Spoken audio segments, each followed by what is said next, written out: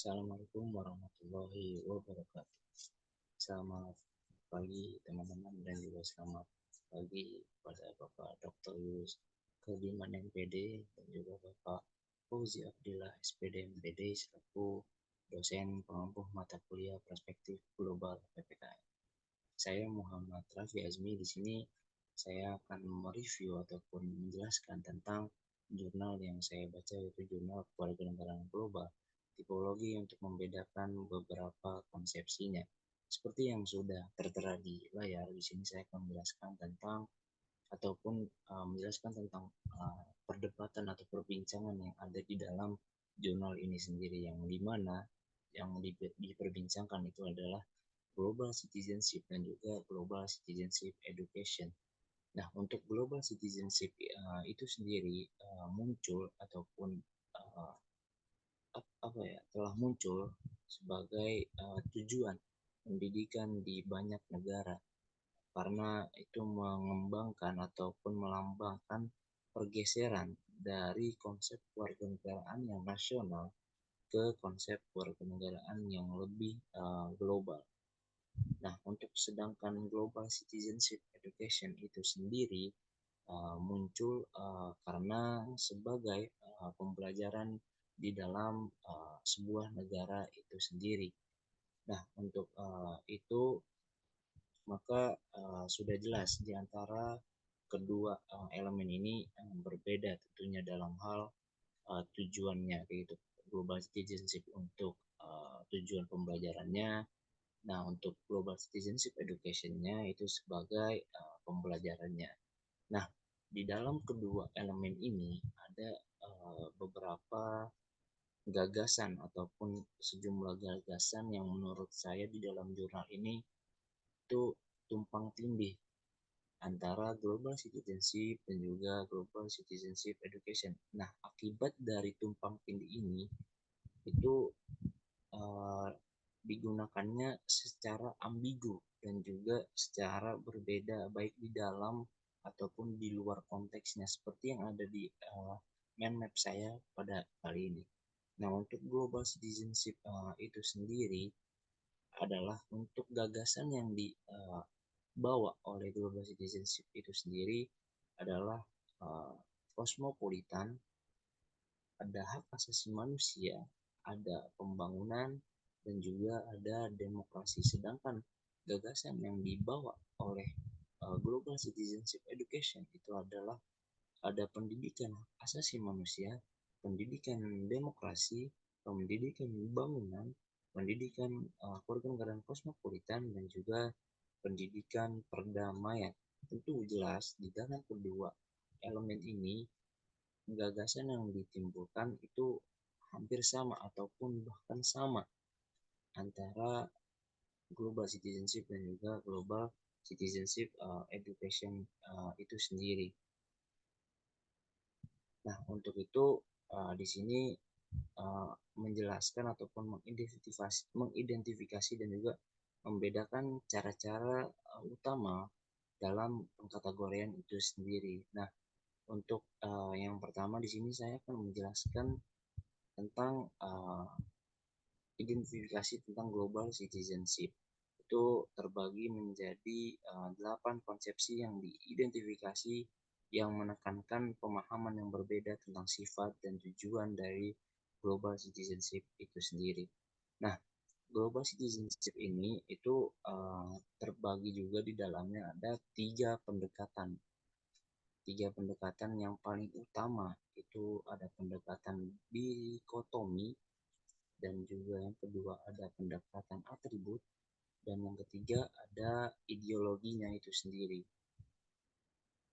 Nah, untuk ketiga pendekatan ini secara keseluruhan itu menurut saya cenderung menerapkan uh, pembedaan gitu antara ketiga uh, pendekatan ini dalam hal mengidentifikasi banyak hal dari yang sudah dijelaskan tadi mengenai gagasan yang dibawa yang termasuk tumpang tindih antara keduanya kayak gitu. Nah, dalam mengidentifikasi 8 dalam hal mengidentifikasi pendekatan ini di dalam dikotomi itu terbagi menjadi 8 konsepsi ataupun 8 hal utama di dalam global citizenship ataupun dikelompokkan dalam dua bentuk tipe uh, yang pertama itu ada kosmopolitan dan yang kedua itu ada advokasi. Kosmopolitan itu adalah uh, bersifat mainstream ataupun memiliki model yang pada dasarnya bersifat mainstream. Untuk kosmopolitan ini terbagi menjadi 4. Yang pertama itu ada politik, yang kedua itu ada ekonomi, yang ketiga ada moral, yang keempat ada budaya. Nah, untuk keempat hal ini tentu fokusnya itu berbeda-beda, berbeda, ekonomi berbeda, moral berbeda, budaya juga berbeda. Nah, untuk fokus yang ada di politik itu fokus pada hubungan individu dengan negara dan pemerintahan lainnya. Khususnya itu terlebih lagi dalam hal demokrasi kosmopolitan. Nah, untuk yang selanjutnya ini ada kewarganegaraan yang moral. Itu fokusnya pada posisi etis individu dan kelompok satu sama lain. Yang paling sering itu menampilkan gagasan hak asasi manusia. Untuk selanjutnya ini ada yang ekonomi. Ekonomi ini sendiri di dalam kewarganegaraan ekonomi global itu fokus pada keterkaitan antara kekuasaan, bentuk modal, tenaga kerja, sumber daya, dan kondisi manusia. Seringkali disajikan ataupun dikeluarkan ataupun ditentukan sebagai pembangunan internasional di dalam sebuah negara itu sendiri.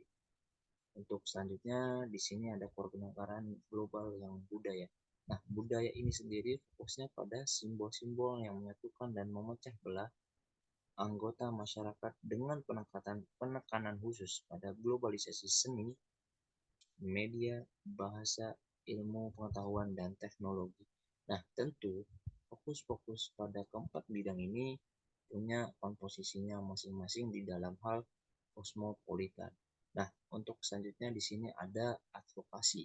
Tentu juga fokus dari bidang advokasi ini berbeda, terbagi menjadi 4 bagian juga. Yang pertama itu ada sosial, yang kedua itu ada yang lingkungan hidup, yang ketiga ada spiritual, dan yang keempat ada kritis. Nah, untuk yang sosial ini berfokus pada interkoneksi antara individu dan kelompok serta dukungan mereka terhadap suara rakyat yang sering disebut sebagai masyarakat sipil global.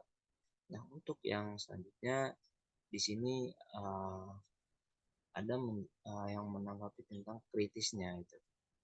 Kritisnya itu berfokus pada tantangan yang muncul dari kesenjangan dan penindasan, menggunakan kritik terhadap norma-norma sosial untuk mengadvokasi tindakan guna meningkatkan kehidupan kelompok masyarakat yang terpinggirkan atau subaltern, khususnya melalui agenda pasca kolonial. Nah, untuk yang selanjutnya itu ada yang lingkungan hidup. Nah, untuk fokus dari lingkungan hidup sendiri di sini adalah mengadvokasi perubahan tindakan manusia terkait lingkungan alam yang umumnya disebut agenda pembangunan berkelanjutan. Dan untuk yang terakhir di sini ada yang spiritual. Nah, spiritual ini fokusnya pada hal-hal yang non-ilmiah dan aspek hubungan manusia yang beragam, menganjurkan komitmen terhadap aksioma yang berkaitan dengan hubungan kepedulian, cinta kasih, spiritual, dan emosional. Tentu di dalam 8 bidang ini saling punya fokusnya masing-masing kayak gitu. Nah, untuk yang selanjutnya di dalam hasil uh, hasil terakhir ataupun hasil kesimpulan pada global citizenship ini antara kosmopolitan dan advokasi ini tentu punya yang pertama itu istilah khusus ataupun spesifik dari kosmopolitan dan juga advokasi dan juga global citizenship. Nah, untuk selanjutnya di sini uh, tentu di dalam hal kurikulum itu mengenai global citizenship education itu perlu diubah dan perlu ditinjau kembali kayak gitu. Nah, terakhir dari saya itu kurang lebihnya seperti itu dari global citizenship dan global citizenship education. Mungkin kedepannya global citizenship ini bisa dievaluasi mengenai kurikulumnya. Mungkin sekian dari saya. Wassalamualaikum warahmatullahi wabarakatuh.